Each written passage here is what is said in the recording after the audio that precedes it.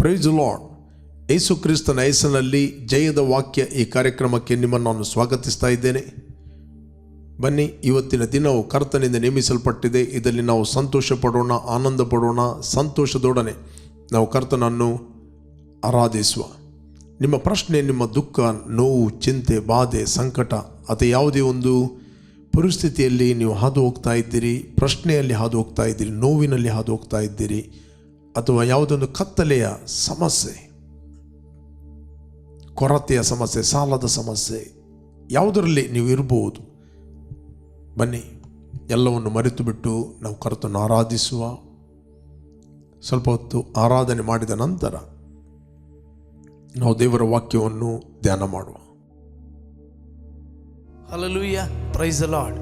ಪ್ರೇರೆ, ನಮ್ಮ ಕರ್ತನಲ್ಲಿ ನಾವು ಸಂತೋಷಿಸುವ.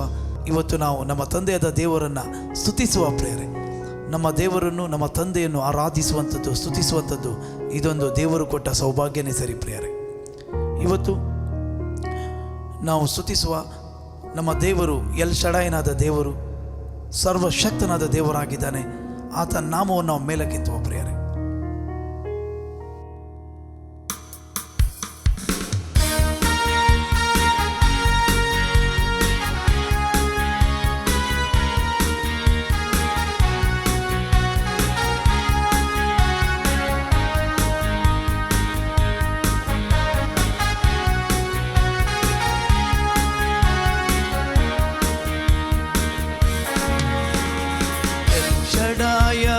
ದೇವನೇ, ನಿನಗೆಲ್ಲವೂ ಸಾಧ್ಯವೇ, ಅಸಾಧ್ಯವಾದುದು ಒಂದು ಇಲ್ಲವೇ ಇಲ್ಲವೇ.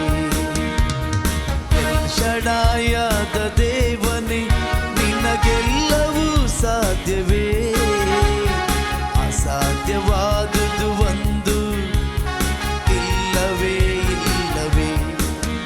ನೀ ನುಡಿದರೆ ಎಲ್ಲವೂ ಆಗುತ್ತೆ, ನಿನ್ನ ಆಜ್ಞೆಗೆ ಎಲ್ಲವೂ ನಡೆಯುತ್ತೆ. ನೀ ನುಡಿದರೆ ಎಲ್ಲವೂ ಆಗುತ್ತೆ, ನಿನ್ನ ಆಜ್ಞೆಗೆ ಎಲ್ಲವೂ ನಡೆಯುತ್ತೆ. ಎಲ್ ಶಡಾಯ್, ಎಲ್ ಶಡಾಯ್, ಅಸಾಧ್ಯವಾದುದು ಒಂದು ಇಲ್ಲ. ಎಲ್ ಶಡಾಯ್, ಎಲ್ ಶಡಾಯ್, ಅಸಾಧ್ಯವಾದುದು ಒಂದು ಇಲ್ಲ. ಎಲ್ ಶಡಾಯದ ದೇವನೇ, ನಿನಗೆಲ್ಲವೂ ಸಾಧ್ಯವೇ, ಅಸಾಧ್ಯವಾದುದು ಒಂದು ಇಲ್ಲವೇ ಇಲ್ಲವೇ. ಎಲ್ ಶಡಾಯದ ದೇವನೇ, ನಿನಗೆಲ್ಲವೂ ಸಾಧ್ಯವೇ, ಅಸಾಧ್ಯವಾದುದು ಒಂದು ಇಲ್ಲವೇ ಇಲ್ಲವೇ. ಫರೋಹನ ಸೇನೆ ಬೀಳ್ವುದು ನಿನ್ನಯ ನಾಮಕ್ಕೆ, ಫರೋಹನ ಸೇನೆ ಬೀಳ್ವುದು ನಿನ್ನಯ ನಾಮಕ್ಕೆ. ಕೆಂಪು ಸಮುದ್ರವು ಭಾಗವಾಯಿತು ನಿನ್ನಯ ಶಕ್ತಿಗೆ, ಕೆಂಪು ಸಮುದ್ರವು ಭಾಗವಾಯಿತು ನಿನ್ನಯ ಶಕ್ತಿಗೆ. ಎಲ್ ಶಡಾಯ್, ಎಲ್ ಶಡಾಯ್, ಅಸಾಧ್ಯವಾದುದು ಒಂದು ಇಲ್ಲ. ಎಲ್ ಶಡಾಯ್, ಎಲ್ ಶಡಾಯ್, ಅಸಾಧ್ಯವಾದುದು ಒಂದು ಇಲ್ಲ. ಎಲ್ ಶಡಾಯದ ದೇವನೇ, ನಿನಗೆಲ್ಲವೂ ಸಾಧ್ಯವೇ, ಅಸಾಧ್ಯವಾದುದು ಒಂದು ಇಲ್ಲವೇ ಇಲ್ಲವೇ. ಅದ್ಭುತ ಮಾತ್ಕಾರ್ಯ ನಡೆಯುವುದು ನಿನ್ನಯ ನಾಮಕ್ಕೆ, ಅದ್ಭುತ ಮಾತ್ಕಾರ್ಯ ನಡೆಯುವುದು ನಿನ್ನಯ ನಾಮಕ್ಕೆ. ಅಡ್ಡಿತಡೆಗಳು ನೀಗಿ ಹೋಗುವುದು ನಿನ್ನಯ ಶಕ್ತಿಗೆ, ಅಡ್ಡಿತಡೆಗಳು ನೀಗಿ ಹೋಗುವುದು ನಿನ್ನಯ ಶಕ್ತಿಗೆ. ಎಲ್ ಶಡಾಯ್, ಎಲ್ ಶಡಾಯ್, ಅಸಾಧ್ಯವಾದುದು ಒಂದು ಇಲ್ಲ. ಎಲ್ ಶಡಾಯ್, ಎಲ್ ಶಡಾಯ್, ಅಸಾಧ್ಯವಾದುದು ಒಂದು ಇಲ್ಲ. ಎಲ್ ಶಡಾಯದ ದೇವನೇ,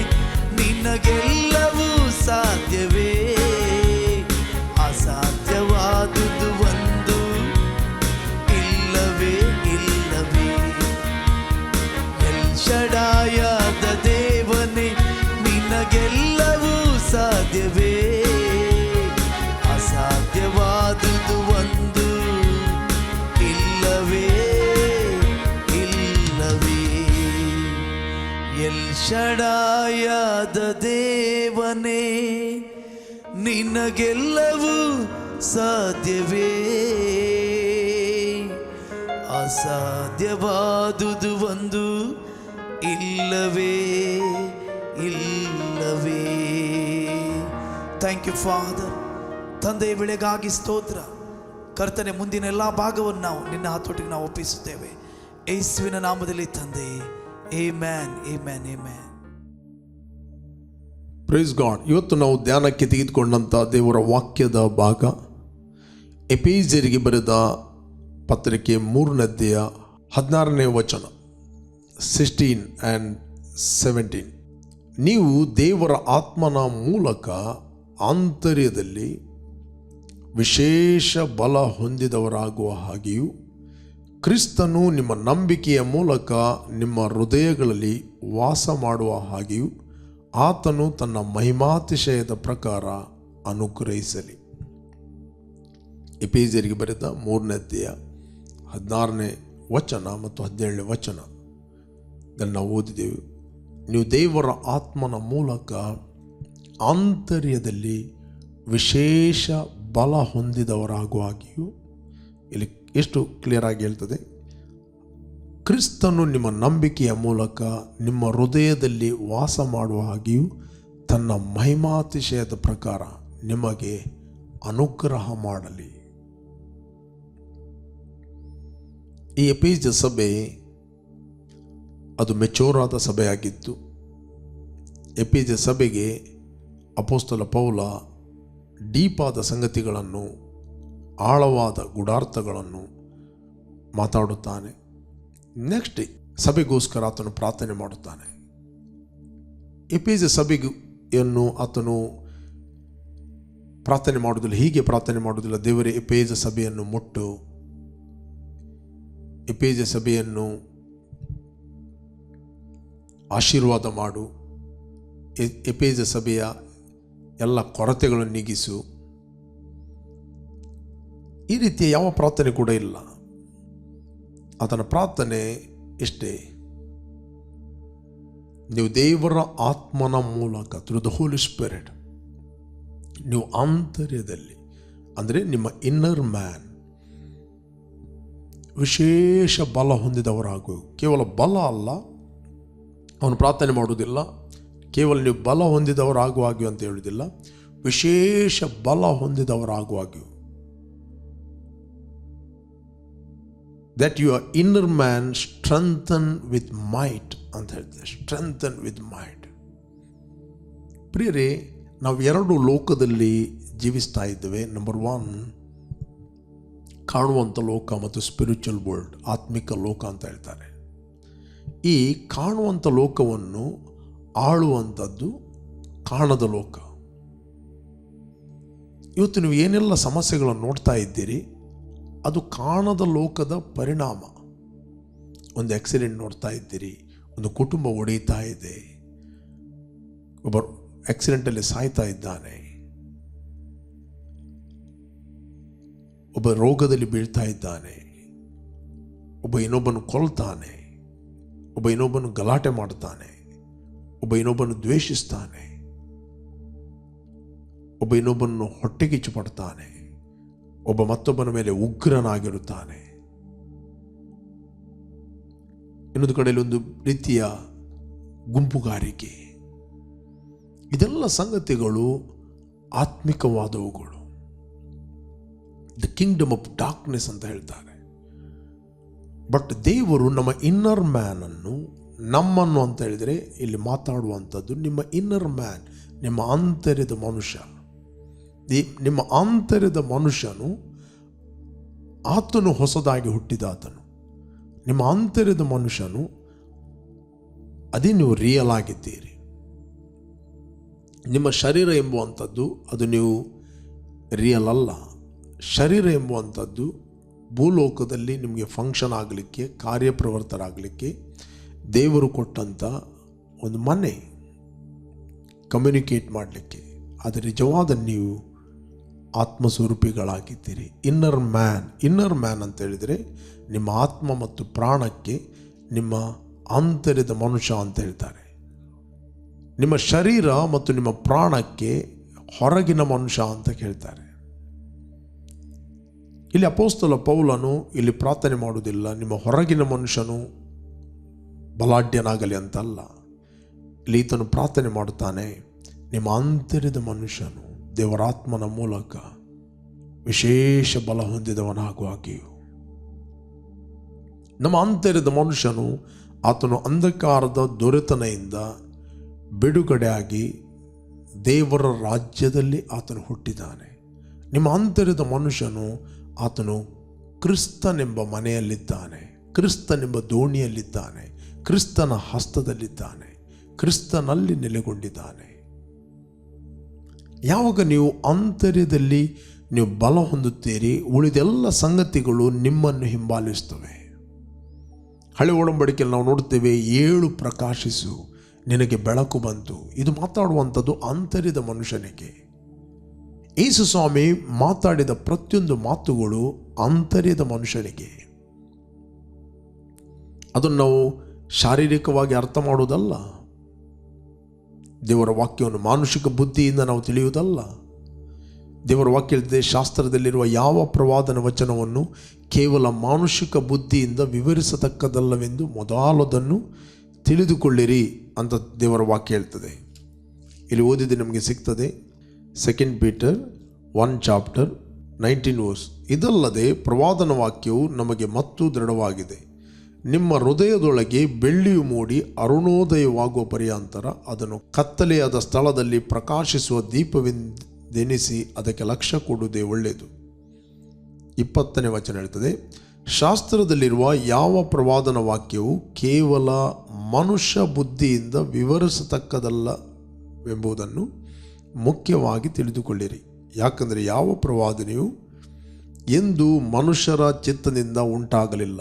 ಮನುಷ್ಯರು ಪವಿತ್ರಾತ್ಮ ಪ್ರೇರಿತರಾಗಿ ದೇವರಿಂದ ಹೊಂದಿದ್ದನ್ನೇ ಮಾತಾಡಿದರು.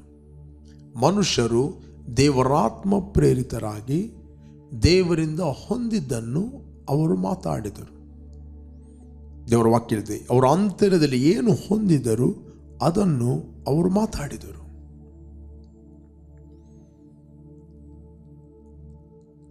ಪ್ರಿಯರೇ, ಇಲ್ಲಿ ಅಪೊಸ್ತಲ ಪೌಲನು ಪ್ರಾರ್ಥನೆ ಮಾಡುತ್ತಾನೆ, ನೀವು ಆಂತರ್ಯದಲ್ಲಿ ವಿಶೇಷ ಬಲ ಹೊಂದಿದವರಾಗುವಾಗಿಯೂ. ಇಲ್ಲಿ ದೇವರ ವಾಕ್ಯಗಳು ಮಾತಾಡಲ್ಪಟ್ಟಿದೆ ನಮ್ಮ ಆತ್ಮಕ್ಕೆ. ಯೇಸು ಸ್ವಾಮಿ ಹೇಳಿದ, ನೀವು ನನ್ನ ಮಾಂಸವನ್ನು ತಿನ್ನದಿದ್ದರೆ, ನನ್ನ ರಕ್ತವನ್ನು ಕುಡಿಯದಿದ್ದರೆ ನಿಮ್ಮಲ್ಲಿ ಜೀವ ಇಲ್ಲ ಅಂತ. ಶಿಷ್ಯರು ಹೇಳಿದರು, ಇದು ಕಠಿಣವಾದ ಬೋಧನೆ, ಇದು ಯಾರಿಗೂ ಅರ್ಥವಾದಿತ್ತು ಅಂತ ಹೇಳಿದರು. ಯೇಸು ಸ್ವಾಮಿ ಹೇಳಿದ, ಬದುಕಿಸುವಂಥದ್ದು ಆತ್ಮವೇ, ಮಾಂಸವು ಯಾವ ಪ್ರಯೋಜನಕ್ಕೆ ಬರುವುದಿಲ್ಲ.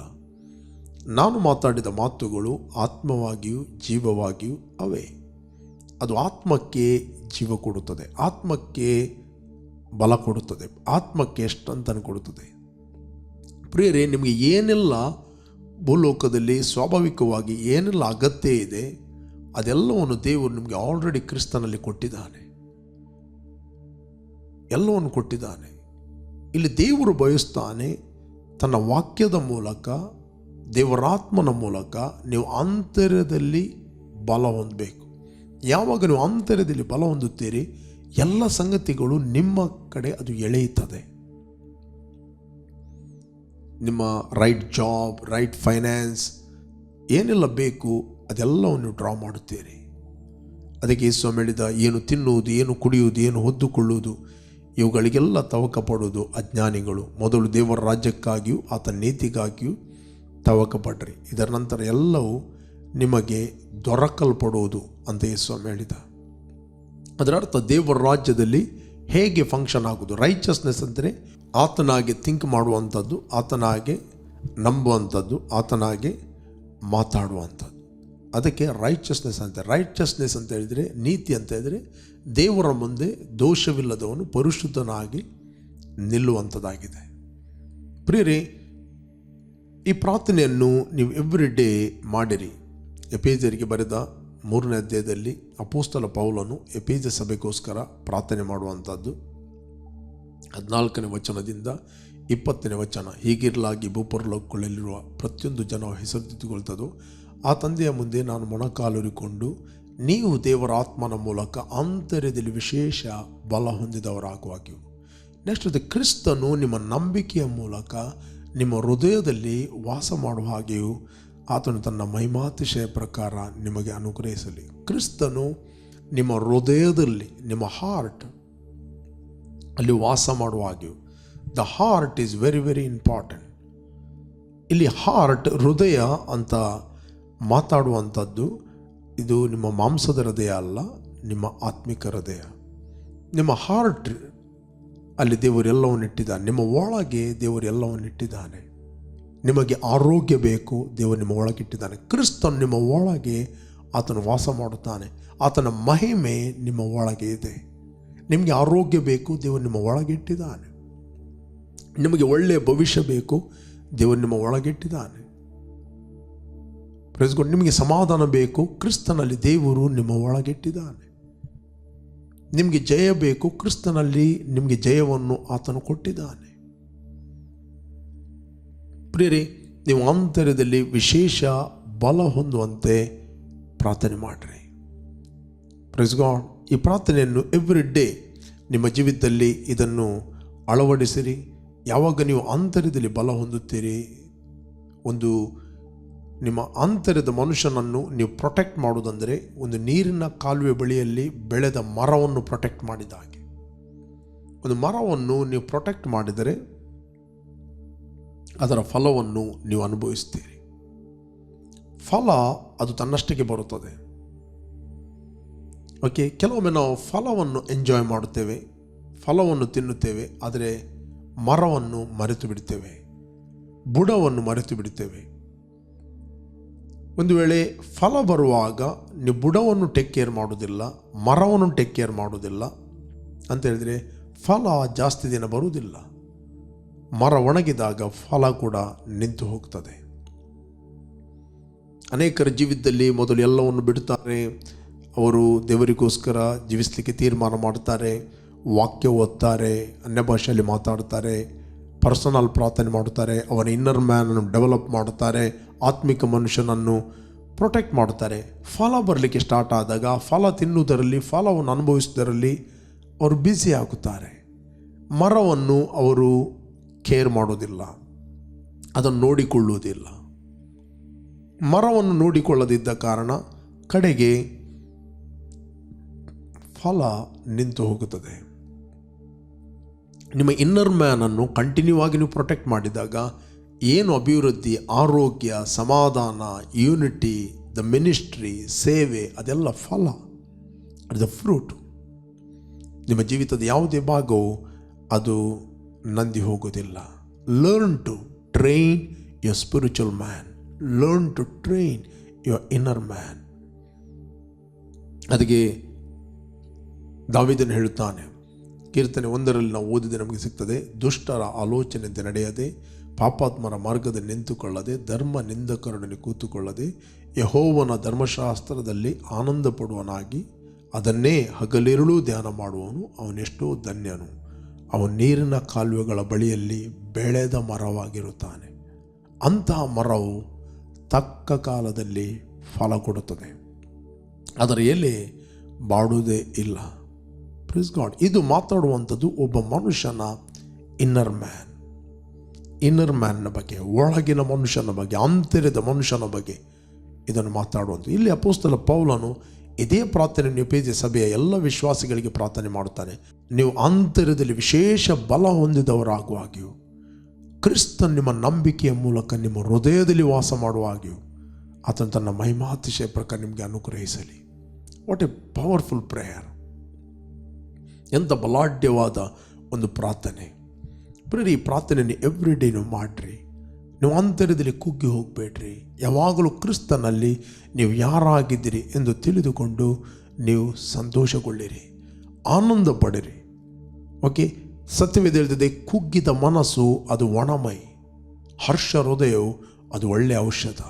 ಯಾವಾಗ ನಿಮ್ಮ ಒಳಗಿನ ಮನುಷ್ಯ ಆತನು ಪುಷ್ಟನಾಗುತ್ತಾನೆ, ಯಾವಾಗ ನಿಮ್ಮ ಒಳಗಿನ ಮನುಷ್ಯ ದೇವರಾತ್ಮನ ಮೂಲಕ ಆತನು ಬಲಾಢ್ಯನಾಗುತ್ತಾನೆ, ಅದರ ಫ್ರೂಟ್, ಅದರ ಒಂದು ಫಲ ಯಾವುದಂತ ಹೇಳಿದರೆ ಸಂತೋಷ. ನೀವು ಸಂತೋಷದಲ್ಲಿರುತ್ತೀರಿ. ನೀವು ಆನಂದದಲ್ಲಿರುತ್ತೀರಿ, ನೀವು ಜಾಯ್ಫುಲ್ ಆಗಿರುತ್ತೀರಿ. ಸಂತೋಷ ಎಂಬುವಂಥದ್ದು ಫಲ, ಸಮಾಧಾನ ಎಂಬುವಂಥದ್ದು ಫಲ, ತಾಳ್ಮೆ ಎಂಬುವಂಥದ್ದು ಫಲ, ಆರೋಗ್ಯ ಎಂಬುವಂಥದ್ದು ಫಲ, ಪರಿಶುದ್ಧತೆ ಎಂಬುವಂಥದ್ದು ಫ್ರೂಟ್, ಫಲ. Praise God. ಇವತ್ತು ದೇವರ ಕೃಪೆಯಿಂದ ನೀವು ಕ್ರಿಸ್ತನಲ್ಲಿ, ನಿಮ್ಮ ಆಂತರ್ಯದ ಮನುಷ್ಯನು ಕ್ರಿಸ್ತನಲ್ಲಿ ಇದ್ದಾನೆ. ನಿಮ್ಮನ್ನು ಕ್ರಿಸ್ತನಲ್ಲಿ ಇಟ್ಟದ್ದು ನೀವಲ್ಲ, ದೇವರು ನಿಮ್ಮನ್ನು ಇಟ್ಟಿದ್ದಾನೆ. ನೀವು ಕ್ರಿಸ್ತನಲ್ಲಿ ಯಾರು, ನಿಮಗೇನು ಕೊಡಲ್ಪಟ್ಟಿದೆ, ನೀವೇನು ಮಾಡಲು ಶಕ್ತರು. ಮತ್ತು ದೇವರ ಆತ್ಮ ನಿಮ್ಮಲ್ಲಿ ವಾಸ ಮಾಡುತ್ತಾ ಇದ್ದಾನೆ. ಪವಿತ್ರಾತ್ಮನ ಡಿಫ್ರೆಂಟ್ ಕ್ಯಾರೆಕ್ಟರ್ಗಳಿವೆ. He the spirit of might ಅಂತ ಹೇಳ್ತಾರೆ. ಓಕೆ, ಮೈಟ್, ಬಲಾಢ್ಯನಾದ ಆತ್ಮ, ಪರಾಕ್ರಮಿಯಾದ ಆತ್ಮ ನಿಮ್ಮ ಒಳಗೆ ವಾಸ ಮಾಡುತ್ತಾ ಇದ್ದಾನೆ. ಇಲ್ಲಿ ಅಪೊಸ್ತಲ ಪೌಲ ಹೇಳ್ತಾನೆ, ಆ ದೇವರಾತ್ಮನ ಮೂಲಕ ನೀವು ಆಂತರ್ಯದಲ್ಲಿ ವಿಶೇಷ ಬಲ ಹೊಂದಿದವರಾಗಬೇಕು. ಎವ್ರಿ ಟೈಮ್ ನೀವು ವಾಕ್ಯವನ್ನು ಕೇಳ್ರಿ, ಅದನ್ನು ಆತ್ಮದಲ್ಲಿ ಹಾಕಿರಿ. ಎವ್ರಿ ಟೈಮ್ ಸ್ಪಿರಿಚುವಲ್ ಸಾಂಗ್ಗಳನ್ನು ಹಾಡ್ರಿ, ಆತ್ಮಿಕವಾಗಿ ದೇವರಿಗೆ ಸ್ತೋತ್ರ ಸಲ್ಲಿಸಿರಿ, ದೇವರ ವಾಕ್ಯವನ್ನು ಓದಿರಿ. ನಿಮ್ಮ ಆಂತರ್ಯದ ಮನುಷ್ಯನು ನೀವು ಪ್ರೊಟೆಕ್ಟ್ ಮಾಡುತ್ತೀರಿ. ನಿಮ್ಮ ದೇಹ ಯಾವಾಗಲೂ ಹೆಲ್ತಿಯಾಗಿರುತ್ತದೆ, ಆರೋಗ್ಯವಾಗಿರುತ್ತದೆ. ನಿಮ್ಮ ಮೈಂಡ್ ಯಾವಾಗಲೂ ಅದು ಸ್ವಸ್ಥ ಬುದ್ಧಿಯುಳ್ಳದಾಗಿರುತ್ತದೆ.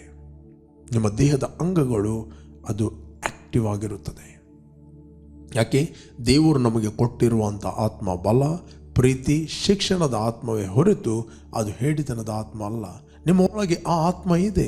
ಆ ಆತ್ಮನ ಮೂಲಕ ನೀವು ಪ್ರೀತಿಯಲ್ಲಿ ಬಲಗೊಳ್ಳಬೇಕು, ನೀವು ಸಾಮರ್ಥ್ಯದಲ್ಲಿ ಬಲಗೊಳ್ಳಬೇಕು. ಯಾವಾಗ ನೀವು ಬಲಗೊಳ್ಳುತ್ತೀರಿ, ನಿಮ್ಮ ಮೈಂಡ್ ಸ್ವಸ್ಥವಾಗಿರುತ್ತದೆ. ಯಾವುದೇ ವಿಷಯದಲ್ಲಿ ನಿಮಗೆ ಭಯ ಬಂತು, ಗಲಿಬಿಲಿ ಬಂತು, ಅಥವಾ ಯಾವುದೇ ಒಂದು